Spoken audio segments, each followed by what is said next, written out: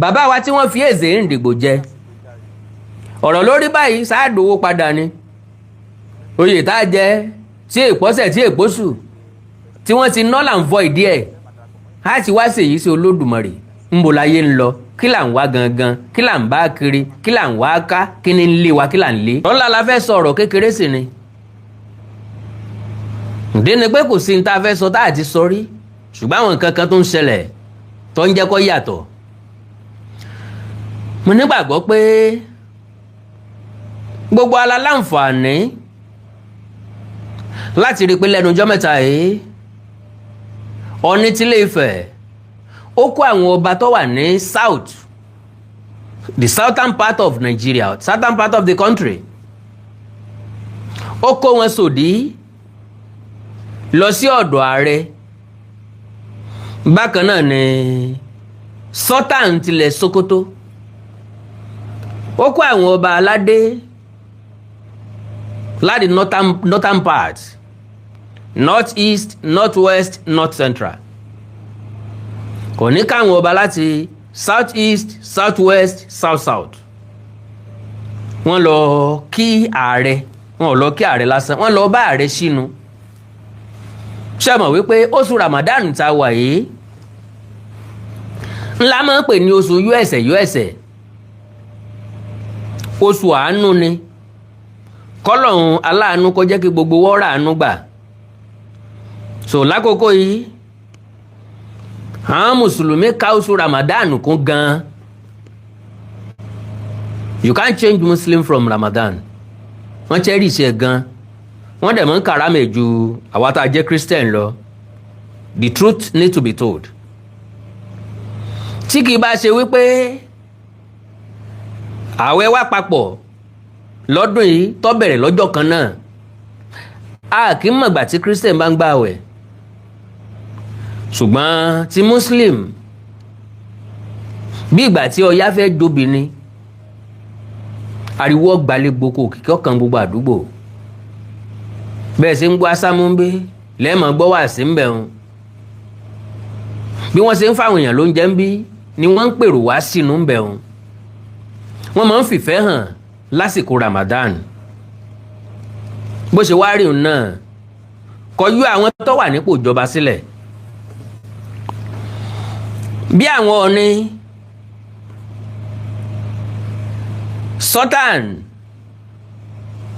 bí wọ́n ṣe kó àwọn ọba lọ sí ọ̀dọ̀ ààrẹ gẹ́gẹ́ bẹ́ẹ̀ náà ni àwọn ọba kan lọ sí state especially Ọ̀yọ́ state ńgbà tí Aláàfin òsìsì ńlé Aláàfin mi ń bẹ ńlé torí pé àwọn tí wọ́n làgọ́ ọ̀já wọ́n wà nílé ṣe gbádùn mi báyẹn alágọ̀ tìlú àgọ́ ọ̀já bàbá ló kó àwọn ọba tí wọ́n wà lágbègbè Ọ̀yọ́ àwọn aláhoro àǹkó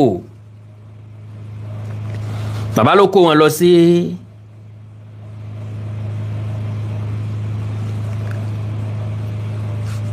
olúùlú ìpínlẹ̀ Ọ̀yọ́ tí ṣèlú Ìbàdàn lọ́dọ̀ gómìnà ọlọ́lá jùlọ ẹnjìníà Ṣèyí Mákindé ó túmọ̀ sí pé ọlọ́lá jùlọ bá a ti ń ṣe láyé ni wọ́n ń ṣe lọ́run ìtumọ̀ eléyìí ni pé ìpele lásán àlùbọ́sà ètò lọ́mọ yan gan so wọ́n wá lọ tá a bá sọ pé ta lọ́ba aládé nílẹ̀ káàró òjìrì ta ló lórí ọba bí èèyàn bá ń jẹnu ara ẹ̀ ń yà kò sí problem ìdí ni pé gbogbo ọ̀yà ní pé rẹ̀ lódù gbogbo ọmọ lolú ọmọ lójú bàbá tó bí wọn lọ́mọ ntí mo ń gbìyànjú àti sọ́mbẹ̀rẹ̀ ni wípé ó kọ́ tó bá wù kálukú ló lè pera ẹ̀ I can call myself an emperor mo lè pera mi lọ́ba torí pé mo ní adé bó tiẹ̀ jẹ́ pàdé tíátà ni àwọn òpònú èèyàn kan wọn ò mọ̀ pàdé tíátà ni ńgbà kan wọ́n ń challenge mi ń pé wáì tí mo ṣe máa ní adé nínú studio why tí mo ṣe máa ládé nínú studio, why tí mo ṣe máa dé adé ṣe program. Mo wá ní mo bá ti rí Yínká Quadri tó dádé nínú fíìmù kí wọ́n gbadé lórí ẹ̀. Mo bá ti rí Àǹtàlá nìyẹn tó dé adé nínú sinimá kí wọ́n lọ sí. Tó bá ti bí rí Yínká Lewis kí wọ́n lọ sí adé lórí ẹ̀. Èmi mo fowó mi ra dé, n ò dẹ̀ jọba sínú ìlú. I haven't said that. Ìjókòó tí wọ́n jókòó, Ọ̀ọ̀ni ló jókòó lẹ́gbẹ̀ẹ́ ààrẹ, Sultan jókòó sẹ́gbẹ̀ẹ́ Ọ̀ọ̀ni. Igbákejì ààrẹ jókòó opposite. Aláàfin bẹ́ńbẹ́. Nbi tálàfin jókòó sí àyè pàtàkì ni. N tó tún máwọn ọmọ Ọ̀yọ́ sọ̀rọ̀ ní òye mi. Because láti that same day lèmi gangan ti rí mọ̀sálà àwọn èèyàn tó lọ sí Àbújá wọ́n ti send the pictures sí mi. So lára àwọn èèyàn wa ti ń sọ wípé wọ́n ti kọ àpilẹ̀kọ ránṣẹ́, mo ti rí gbà fọ́gá ẹ̀, ṣùgbọ́n I don't want to sound controversial. So àpilẹ̀kọ tí ẹni yẹn kọ nìyí, Ọ̀ọ̀ni in his capacity as co-chair National Council of Traditional Rulers of Nigeria, NCTRN, led prominent Nigeria traditional rulers including Alafin of Oyo, Ọba Akeem Owóadé, Chairman Oyo State Council of Obas, Ọba Adéwọ̀lú Ládọjà, the Olúbàdàn of Ìbàdàn, Olúwo of Ìwó, Ọba Rasheed Àkànbí, Emirs, Igwes, and several others from across the country to break iftar with President at Aso Rock. They were all seated accordingly, while President Tinubu was flanked by the Vice President and the Ọ̀ọ̀ni on the high table. Alafin was given a seat alongside his padi Olúwo and other kings. Gbà fún ọ̀gá ẹ̀. Látọjọ́ náà ni mo ti rí. Mo wá wò wípé gbogbo nǹkan kọ́ ni mo gbọ́dọ̀ react sí. Pé kò make sense, gbogbo nǹkan kọ́ ni mo gbọ́dọ̀ sọ̀rọ̀ sí. Pé ìyẹn wà controversial. Because bàbá là ń fa láàfíà, ibì kan ni yóò ti bẹ̀rẹ̀. Ibì kan làlàáfíà ó ti bẹ̀rẹ̀. So mi ò wá sọ nǹkan kan látijọ́ náà. Bí mo tún ṣe rí bọ́ǹbù láti Ọ̀yọ́ Aláàfin rèé o. Wọ́n tún bẹ̀rẹ̀ sí ní ju missile. Eléyìí ni mo kọ́kọ́ rí, ọ̀pọ̀ o, mò ń bọ̀ o. Eléyìí mo kọ́kọ́ rí. For many years, some people from Ile-Ife, Ekiti, and Ondo were strongly claiming Otu and saying they were not Yoruba, but now suddenly, within just a short time, many of them have started proudly calling themselves Yoruba again. Òpònú lẹ tọkọ̀rọ̀ yìí. Kennedy tólúwa rẹ̀ fi jópònú. Ó ní so what really changed? When the argument with Oyo was hot, Otu was the identity. Now the story has changed again. History no dey hide forever. Whatever we like, whether we like it or not, Yoruba history is deep, and everyone eventually returns to their root. This is not about fighting anybody. It is about understanding our true history and identity. So, Latoyo. So, like I said, lára ilé ló ti Ọ̀yọ́ wá. Ìdáhùn kékeré la máa fẹ́lẹ̀ ká tó lọ sórí ibi tá a ti fẹ́ sọ̀rọ̀ gangan. Lára ìdáhùn fónítọ̀ ni wípé ọmọ káàárọ̀ òjíire bí ní gbogbo wa, ọmọ kú òtù òjíire bí, káàárọ̀ òjíire bí, the same thing ni. Ọdún 1919 ńlá fẹnukò láti mọ ẹjọ́ jẹ́ Yorùbá. Yorùbá náà gbogbo wa la sì ń jẹ. Àwa kan ti padà wálé lóòótọ́ pé káàárọ̀ òjíire Ọ̀yọ́ máa tú Ọlọ́run ní jẹ́ kọ́ yóò tú wọn. Now ìdí ni pé àwa kan ti padà sórúkọ káàárọ̀ òjíire padà láti máa promote ẹ̀ little by little, gradual by gradually. Ṣùgbọ́n sáà change ẹ̀ sí òtù òjíire nínú subject àwọn ọmọ ní school. À ń láti bára wa sòótọ́ ọ̀rọ̀. Sáà change ẹ̀ fáwọn Haúsá, sáà change ẹ̀ fún Fúlàní. Lóòótọ́ ó rọrùn láti change orúkọ. Ṣùgbọ́n collectively náà máa ń change orúkọ, kì í ṣe pé àwọn èèyàn kan ní ó dédé change orúkọ. A lè change ẹ̀ by mouth. Ká má fẹ́ dárúkọ Yorùbá, ká má fẹ́ pera wa Yorùbá ń gba tọ́yọ̀ tí nígbà wọ́pọ̀ àwọn nìkan Yorùbá. Generally a mọ̀ wípé gbogbo wa ní Yorùbá, gbogbo alọ́mọ òtù òjíire bí. So ìdáhùn kékeré fún ẹni yẹn nu kó wọ́n má fi tí ẹ̀gbà kókó wa. Now kí wá ní ìdáhùn tó tọ̀yọ́ wá lẹ́yìn ìṣẹ̀lẹ̀ ìlú Àbújá tó jẹ́ pé onímílíkì òṣèré alágolo ní sangi lẹ́yìn, ó mílíkì òṣèré o, alágolo ní bugi jẹ.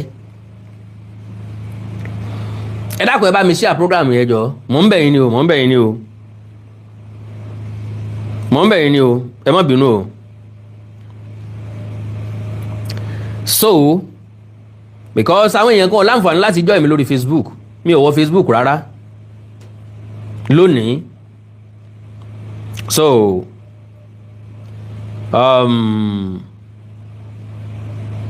okay,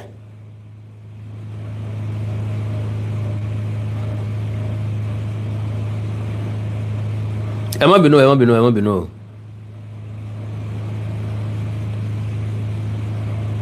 Ẹ má bínú o, ẹ jẹ́ ń pe àwọn èèyàn díẹ̀ wá o.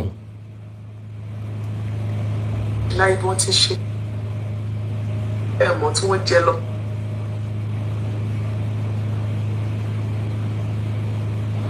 So now like I said, mo ní ọ̀rọ̀ tí Ọ̀yọ́ wá lórí eléyìí tó ṣẹlẹ̀ yẹn. Ọmọ kan tí wọ́n ń pè ní Adédayọ̀ Victor, mo fẹ́ kẹ́ note orúkọ ẹ o. Ó ní I heard some old fools that no one knows saying they made that slave boy the new emperor of Africa. Ǹjẹ́ ẹ̀mẹ́ tí ń pè ní slave boy Ọ̀ọ̀ni Adéyẹyè nu o, ẹ má jẹ́ rìn jìnnà lórí eléyìí o. So now mò ń bọ̀ o,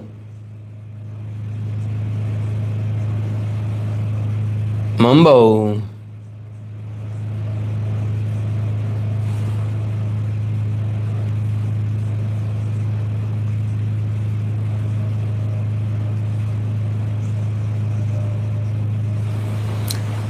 Okay, ibì kan fún ju ibì kan lọ. Ọmọ kan wà tí wọ́n ń pè ní Akékaka TV, àbópera ẹ̀ ní Akékaka TV. Ó ń ṣiṣẹ́ pẹ̀lú Ajíṣebí Ọ̀yọ́ rédíò TV. Ó gbé picture Aláàfin, picture ààrẹ Bọ́lá Ahmed Tinubu, picture Ọọ̀ni, picture Madam Títílayọ̀, picture Tèmi Àkàndá Wíkóńkó ti Sokoti. Wọ́n rà ń pé ti ìgbìyànjú náà wà ń bẹ̀ àti ti èèyàn méjì kan tí mi ò rántí orúkọ wọn. ń tọkọ rèé, Abọ́rẹ̀ Ilé Ifẹ̀ àtàwọn ajá rẹ̀ máa ṣe àkóbá fún àtiwọlé sáà kejì President Tinubu. So now ń tí arákùnrin fi sọ bẹ́ẹ̀ òun náà ni ìjókòó àwọn ọba nílùú Àbújá. Kí ni ń palẹ́kún? Sọmọ bíbí Aláàfin ni, sọ́tàn mọ́ba. Wọ́n sọ̀rọ̀ ilẹ̀kùn, ọ̀rọ̀ tó ń sọ ń tiẹ̀ àti gbé jáde nínú ètò míì tí ń bọ̀ lọ́nà. Torí mo láǹfààní àti play fídíò ẹ̀ ń bẹ̀ láti lo àwọn pictures ẹ̀ níbẹ̀. So now eléyìí tó wá gbé mi wá gangan àkọ́kọ́ òun ni mo pè ní Aláàfin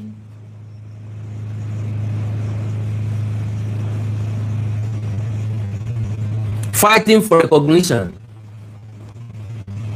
ẹlẹ́ẹ̀kejì ni ti ọ̀rọ̀ Igwe Ezendigbo tálàfin fìyàn jẹ ìpínlẹ̀ Èkó láwọn ọ̀gbọ́ àwọn ọ̀sẹ̀fẹ́ àwọn ọ̀gbà àwọn òsìfẹ́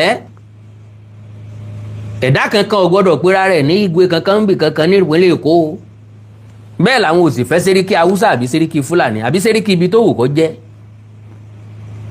lẹ́yìn àwọn ọba tó jẹ́ tìpínlẹ̀ Èkó táwọn ti mọ̀ táwọn recognize tó dẹ̀ wà nínú òfin gbogbo ẹ̀ ni mo máa láǹfààní àti kà ẹ jẹ́ àkọ́kọ́ gbọ́ ilé yìí àkọ́kọ́ ìbéèrè mi ni pé kí ni máa ń tẹ́ ẹ̀dá lọ́rùn ju ikú lọ Aláàfin is doing very fine nbi tí àga àwọn Ọ̀ọ̀ni wà ẹgbẹ́ rẹ̀ náà làga táwọn Aláàfin wà Aláàfin jókòó pẹ̀lú Ọlọ́wọ̀ Aláàfin jókòó pẹ̀lú Olúwo Aláàfin jókòó pẹ̀lú Aláké ẹ jọ̀ọ́ torí Ọlọ́run ṣé lẹ́yìn ò tí ì tó ní oríire ní ọlá àti ọlà ní kíkẹ́ tọ́lọ̀ máa ń kẹ́ ẹ̀dá ṣé gbogbo wa lè wà nípò kan náà ṣé gbogbo wa lè dá abá kan náà ṣé gbogbo wa lè jọ jẹ́ nǹkan kan náà at the same time kò rọrùn bẹ́ẹ̀. I know that Eze have wasted money. ìyẹn ti certain now ngbà tí wọ́n bá àánú Ezendigbo lẹ́kọ̀ọ́ tálàfin wá fi jẹ lọ́yọ̀ọ́ ẹni tí ò ní contribution kankan sí ń tó ṣẹlẹ̀ lẹ́kọ̀ọ́ àti ò ní contribution kankan sí ń tó ṣẹlẹ̀ lọ́yọ̀ọ́ tí ń sí ń ṣẹlẹ̀ lọ́yọ̀ọ́ no contribution for any development lọ́yọ̀ọ́ whatsoever contribution ní pé lówó lọ́wọ́ bàbá náà sì rí pé káwọn ó àbí kò bá ọmọdé jẹ kò bá gbàjẹ wóríwórí ní ó kú sí. Now Aláàfin is fighting for recognition ṣé bàbá wa fighting for recognition because he wants to be like his father Ọọ̀ni of Ifẹ̀ olórí aládé gbogbo but he needs to remember that his father had worked hard for over 10 years on the throne. It is funny when I hear people from Oyo Atiba claiming that Ile-Ife is not their source, all because of envy and jealousy. Ìlara. New Alafin wants money to flex, like late Alafin is seen on Ife moving with entourage all the time. He wants to have expensive cars too. All will fall in place as time goes on. A little patience is just needed. I saw a recent update flying around your social media pages about Alafin Oladigbolu in 1925 from a British archive. The funny things about our people in Oyo is the way they do not consult their source, but always using British records or news as their evidence. It makes me laugh anytime I see them feeling like foreigners. All the right historical records than their indigenous native land. The truth is that British only records what our people tell them and what they see when they came to our land. They could get things wrong if they are given incorrect information. Around 1903-1904, Onife had to travel to Lagos to settle the dispute between Elepe and Akaribo as the supreme head of entire royal rulers in Yoruba land. Alafin could not settle it. Alafin did not hide the fact that Onife is his father and father to the entire Yoruba people worldwide. Onife does not fight to be recognized because he is the Olori Aye. Alafin should just be happy and work towards unity of his people as well as supporting his royal father, the Olafin Aye, Olafin Adimula, Onife, Olori Alade Gbogbo, who is the one on the throne of Oduduwa. The honor given to our supreme head is the glory of our entire land. Oba Alagoja was not happy with Alafin because he filed a case against him to prevent Alagoja from being elevated but he failed. If you were the one in the shoes of Baba Alagoja, would you be happy with Alafin? Funny enough, many people in Oyo Atiba do not see anything bad in it. We do not support lies or evil. That is why we spoke against such acts of wickedness. You cannot treat your host in such a way and still be threatening to fight them. There is no sense in such acts. All the fabrications to rewrite history do not stand a chance because we debunk them with archaeological evidences as you bring them out, and that is what we do. Mama ti mú fake ìtàn jáde a sọ ilé tó jòdòdó tó jòótọ́ ń bẹ̀ a tú àṣírí wọn ó ń bí wọn nínú gan. Archaeological evidences as you bring them out all around the world. People value their ancestral history from the source, but when you are full of envy to lead, when your father is still alive, you begin to fabricate lies just to be relevant. But wise people would never fall for such. Ireu Ajetumobi Awolowo Ọba Kọ́láwọlé ló gbélé yùn jáde. So now ọ̀rọ̀ tìlú Èkó tìpínlẹ̀ Èkó ẹ̀já sáré kàwọn náà ká sáré reflect lé lórí pàápàá. Ok, eléyìí wá látọwọ́ Mr. Adédayọ̀ tí mo máa ń ka àpilẹ̀kọ wọn kí náà sọ wọ́n ní Aláàfin Ọwọ́adé has crowned Eze Tochukwu Anasike as the Eze Ndigbo Gburugburu in Southwest. It is now Southwest and not Yoruba land. Tochukwu was already an Eze Ndigbo in Ojo, Lagos State. So now he got promotion to oversee the whole Southwest. We saw one man who called himself Eze Ndigbo Yoruba land the other day with a heavy load on his head at the installation of Aláàfin Ọwọ́adé. Mo rí lẹ́yìn olóòótọ́ in tó dé orí tó pè ládé eléyìn tó ẹrù sùn dọ́dún kan. Okay, is that one for Yoruba land and his new one, and this new one is for Southwest? Okay o, nǹkan ti ṣe wá nílẹ̀ kóòtù òjíire. This is just too bad. Ntí Dade Adédayọ̀ kọ́nu. Now ti Lagos bans installation of Eze Ndigbo. Seriki threatens arrest. The Lagos state government has warned against the assumption of chieftaincy titles without official approval, declaring that violators will face arrest and prosecution under the Obas and Chiefs Law of Lagos State 2015. In a public statement signed by Mr. Bolaji Kayode Robert, Commissioner for Local Government, Chieftaincy Affairs and Rural Development, the state described the trend of self-proclaimed traditional rulers as an unhealthy development that has caused tension, confusion, and needless crisis. The statement explained that such unauthorized title, particularly those using appellations equivalent to Oba, His Royal Majesty, or His Royal Highness, are illegal. The respondents of these self-acclaimed chieftaincy titles has reached an alarming level, rendering efforts at curbing these untoward excesses largely ineffective. It said the government emphasized that the governor, through the Ministry of Local Government, Chieftaincy Affairs and Rural Development, is the only authority empowered to approve chieftaincy titles in Lagos State. Section 15, 16, 17, 18, and 20 of 2015 law clearly outline the procedures for filling vacancies and granting such titles.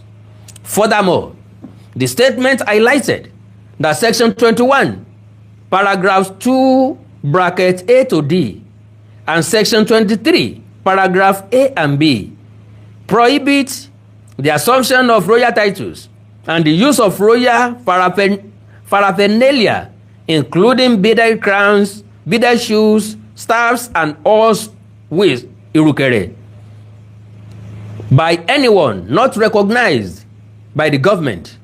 And I quote, "The state government is set to enforce the law and henceforth bring violators to justice." The statement warned that any chieftaincy title conferred without the governor's approval is null and void, adding that offenders will face up to 2 years imprisonment as prescribed by the law. And I quote, "Such actions will be viewed strongly as a deliberate infraction and affront of the traditional institutions in the state. Individuals currently holding unauthorized titles were urged to desist immediately." And I quote, "Failure to comply with this directive may result in necessary actions, including legal proceedings, in accordance with the extant laws." The government also called on residents to report any instances of unauthorized conferment of chieftaincy titles to the Ministry of Local Government, Chieftaincy Affairs and Rural Development, or security agencies for prompt action.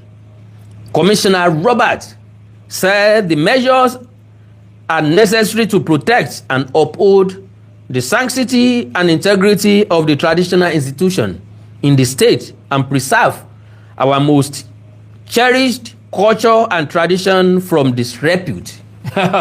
Ngbà tí Lagos State bá sọ wípé àwọn preserve our most cherished culture and tradition from disrepute, how much more àwa tí wọ́n máa ń pè nílùú òkè, àwa àwo náà sì wọ́n ń pè nílùú òkè, Ìbàdàn, Ọ̀yọ́, Ifẹ̀, Òṣogbo, Oǹdó, Èkìtì, wọ́n lọ́mọ ìlú òkè ni wá. Mr. Eze kò lè rówó ẹ̀gbà padà mọ́, níbo ni ó ti rí gbà? Owó ti wọgbó atú, tẹ́wà ń gbọ́ sọ pé ó ti ṣe kíni, sọ pé ó ti lọ, eléyìí ò ti lọ. So now bàbá wa tí wọ́n fi Eze Ndigbo jẹ, ọ̀rọ̀ lórí báyìí sáàdówó padà ni. Oyè tá jẹ tí èpọ́sẹ̀ tí èpọ́sù tí wọ́n ti null and void díẹ̀, á ti wá ṣèyí sí Olódùmarè. Ńbo láyé ń lọ, kí là ń wá gangan, kí là ń bá kiri, kí là ń wá ká, kí ni ń lé wa, kí là ń lé. So now oríṣiríṣi àwọn èèyàn ni wọ́n ń pè mí lórí ọ̀rọ̀ méjì. Àwọn kan ń pè mí lórí ọ̀rẹ́ mi Ọ̀kọlà l'Amẹ́ríkà. Àwọn kan ń pè mí lórí ọ̀rọ̀ Ọ̀yọ́. Mo ń play voice note ẹnìkan lọ lẹ́ẹ̀kan, mo stop ẹ̀ lágbede méjì mi play ẹ̀ mọ́. Bí ṣe ń fọlọ́ ń bẹ̀ mí ní fò sábẹ̀ mí lórí ọ̀rọ̀ Ọ̀yọ́ lórí kinní kan. Mo ì láìkí kájọ́mọ Yorùbá ká gbèdè ara wa, ká má gbọ́ àgbọ́yé. Ọ̀rọ̀ Ọ̀yọ́, ọ̀rọ̀ Ifẹ̀ kì í sọ̀rọ̀ Awíkóńkó, ọ̀rọ̀ gbogbo ọmọ káàrọ̀ òjíire ni. Kò sẹ́ni tó dùn mọ́nú láti máa fọ̀pọ̀ rí ẹnìkan tàbí táṣìírí ẹnìkan tàbí tú ìtàn ìlú kan palẹ̀. Ṣùgbọ́n ẹni tí ó bá wọn bẹ̀rẹ̀ parí ìjà kí bá wọn bẹ̀rẹ̀, ẹni tí ó wá parí ìjà yóò pe ọ̀tún yóò pe òsì ni. Wọn kì í bá èèyàn kan sọ̀rọ̀ náà o. Mo ti fi àlàkalẹ̀ sílẹ̀. Dàńdógó mọ́wọ́ o, ọkọjá ìbínú dá o. Mi ò rò pa lè rí àlòkù ẹ̀mọ́ lọ́yọ̀ọ́. Gbogbo àwọn ọmọ tí wọ́n ń fọ́n jáde pò kì bí ìkẹta tán lórí social media, wọn lásọ rí lórí ìkọ́. Àwa lásọ àgbà ńlé láàṣì tásọ àgbà mọ́lẹ̀. Dàńdógó tán lọ́kọjá ìbínú dáre. Nílé mi Àkàndọ̀rọ̀ Awíkóńkó wà wọ̀ tí mò ń rí pé ọkọjá ìbínú dá lóòótọ́. Dàńdógó kọjá ìbínú dá, ọkọjá ìbínú dá fọmọdé. So ẹni yẹn wá bẹ̀rẹ̀ sí fọlọ́run bẹ̀ mí, fi gbogbo ẹ̀bẹ̀ mi, fòòsà bẹ̀ mí, forí adé bẹ̀ mí, all these things. Mo kọ́ fẹ́ fún ọ lésì bọ̀ mí ìmèsì tí mo lè fún ọ, ó jẹ́ kí n fi voice note yẹn bẹ̀ tó ń tọ̀ ń bá wà níbi tán láǹfààní àti máa gbọ́ mi. Àkàndá ọ̀rọ̀ Awikonko kì í so níjàngbọ̀n, and I hate nobody, I love everybody. Mi ò dẹ̀ kórìíra àlú kankan, kò sí reason ni mo fẹ́ fi kórìíra àlú kankan, torí gbogbo òlú lèèyàn gidi wà, gbogbo òlú lèèyàn burúkú wà, including ìlú tán ti bí mi. So àwọn kàndá tí ń bẹ́nu rẹ̀ sì ní máa ń kéré igi yí obì lára. Ẹ sọ fáwọn tí wọ́n ń sọ̀rọ̀ àlùfànṣá, tí wọ́n ń bèébú, alábòsí ló ń tọ̀, God bless you, tí wọ́n ń bèébú kí wọ́n kọ́kọ́ bá wọn sọ̀rọ̀ náà.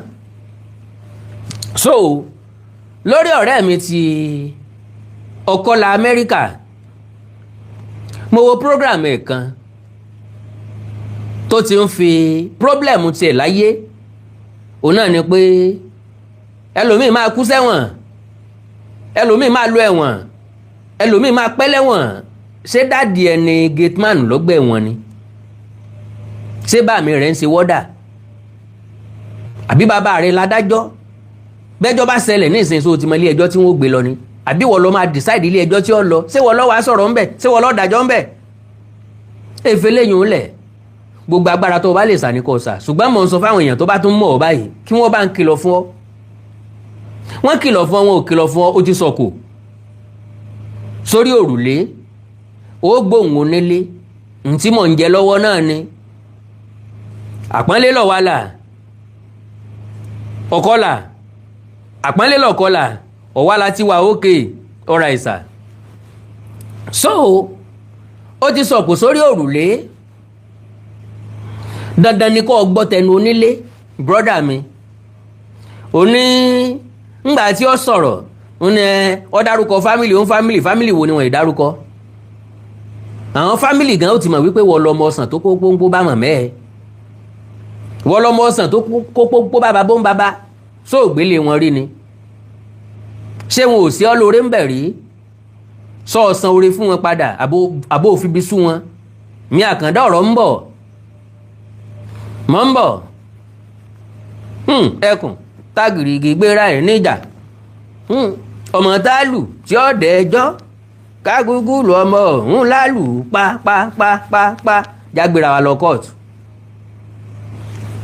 Sọ gbọ́, èmi ò lówó lọ́wọ́, ìwọ lówó lọ́wọ́ tí yín ọ lọ́ra, ìwọ ló lè fún yàn ní $100, àfẹn tí ó fẹ́ mi $100 nísìnyí, ẹni tó lówó ní fún yàn ń ọ̀rọ̀ $100 jẹun, $100 ní máa fún yàn kan pé kọ́ wọn bá ń fi wádìí ẹnìkan, God forbid bad thing, but my own things always come naturally.